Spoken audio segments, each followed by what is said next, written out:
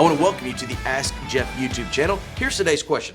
How should we handle Halloween biblically? Well, there is an oxymoron, biblical Halloween. I mean, the two things are just complete opposites.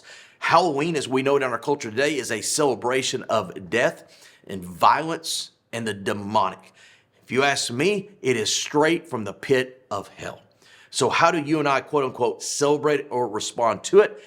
I'm going to just give you the example of First Baptist Church of Opelika. I know many of you are part of this channel are in other states, other places, other countries, other continents. But on October the 29th, we will have a, quote, fall fest. We will hand out candy. We will have food trucks. We will have live music. We'll have some fun with first responders, doing some games, and then we're going to share the gospel of Jesus Christ. Yes, will there be people who show up in Halloween-ish attire? Probably, and unfortunately, there will be people in our community that do. However, I want you to understand there is nothing biblical or unbiblical, godly or devilish of giving somebody candy. In fact, the bag we give the candy in has a gospel track in it. The music will be Christian-based. The food is just food, and the gospel is the gospel.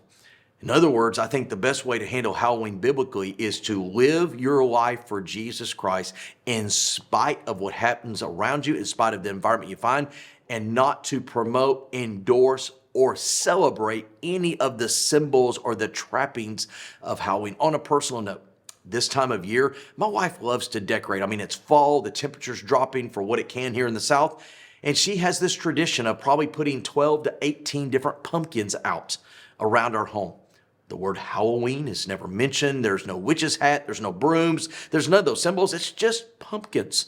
Now, many people say, well, pumpkins are a part of Halloween. Well, not really. Pumpkins are just a fall item that we decorate with and have fun with. And so, again, at the end of the day, I think it's about being distinct, being different, and being uniquely a believer in Jesus Christ every day of the year. But at this season of the year, when Halloween, it actually becomes a little bit easier.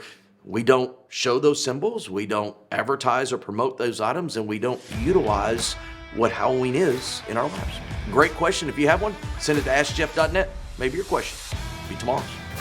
Thanks for being a part of today's daily question. Now, we answer a question each and every day. Please feel free to submit a new question at AskJeff.net. We may not have gotten to yours today, but we eventually will continue to be a part of this. Subscribe so you don't miss out on a question every day.